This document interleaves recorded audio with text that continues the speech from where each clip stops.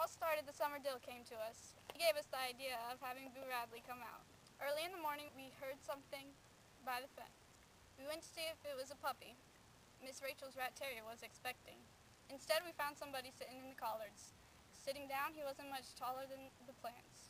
We stared at him until he spoke. Hey! Well, hey yourself.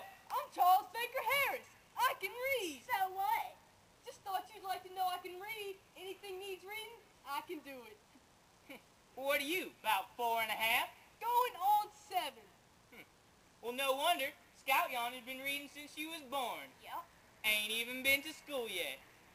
You look right puny for going on 7. I'm little, but I'm old. Why don't you come on over here, Charles Baker Harris? What a funny name. Is it funnier than yours? Aunt Rachel says your name is Jeremy Atticus Finch. Ha ha. At least I can fit my name. Yours longer than you are. About a foot longer, I reckon. Folks call me Dill. Where'd you come from, Dill? Dill was from Meridian, Mississippi. Was spending the summer with his aunt, Miss Rachel, and would be spending every summer in Macomb from now on. The Radley place fascinated Dill. In spite of our warnings and explanation, it drew him as the moon draws water, but drew him no nearer than the light pole on the corner, a safe distance from the Radley gate. There he would stand, his arms around the fat pole, staring and wondering. The house was low, was once white with a deep front porch and green shutters, but had long ago darkened to the color of slate-gray yard around it. Rain-rotted shingles drooped over the eaves of the veranda. Oak trees kept the sun away. Inside the house lived a malevolent phantom. People said he existed, but Jim and I never seen him. People said he went out at night when the moon was down and peeped in the windows. The Macomb school grounds adjoined to the back of the Radley lot. From the Radley chicken yard, tall pecan trees stood their fruit in the schoolyard, but the nuts lay untouched by the children. Radley pecans would kill you. Yep. Miss Stephanie Crawford says she woke up in the middle of the night one time and saw him looking straight at her through the window. Said his head was like a skull looking at her. Ain't you ever waked up in the middle of the night and heard him, Dill? He walks like this.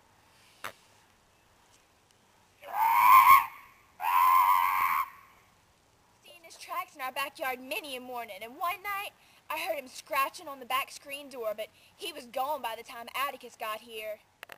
Wonder what he looks like. Boo's about 6.5 feet tall, judging by his tracks. He dines on raw squirrels and any cats that he can catch. That's why his hands are so blood-stained. If you eat any animal raw, you can never wash the blood off. There's a long, jagged scar that runs across his face, and what teeth he has are yellow and rotten. His eyes pop, and he drools most of the time. Let's try to get him to come out. I'd like to see what he looks like. Yeah. Jim said if Dill wanted to get himself killed, all he had to do was go up and knock on the front door. Our first raid came to pass only because Dill bet Jim, the gray ghost, against 2 Tom Swifts, that Jim wouldn't get any further than the Radley gate. In all his life, Jim had never declined a dare. Jim thought all of it for 3 days. You're scared. I'm not scared. Just respectful. You're too scared to even put your big toe in the front yard. I reckon I'm not. I walk past the Radley place every school day of my whole life. Always running. But Dill got him the 3rd day, when he told Jim that folks in Meridian certainly weren't as afraid as folks in Macomb, that he'd never heard such scary folks as the ones in Macomb. This was enough to make Jim march to the corner, where he stopped, leaned against the light pole, watching the gate hanging crazily on its homemade hinge. I hope you got it through your head that he'll kill each and every one of us, Dill Harris. Now don't blame me when he gouges your eyes out. Remember, you started it. You're still scared. It's just that I can't think of a way to make him come out without him getting us. And besides, I have my little sister to think of. Oh, you say that now. You had me to think of when I dared you to jump off the top of the house, and then you said, well, if I die, what'll become of you? Then you went on and jumped off the top without getting hurt. You're not gonna walk out on a dare, are you? If you are... Dill, you have to think about these kinds of things. Just let me think a minute. It's kind of like making a turtle come out of its shell. How hell's that? You know, strike a match under them.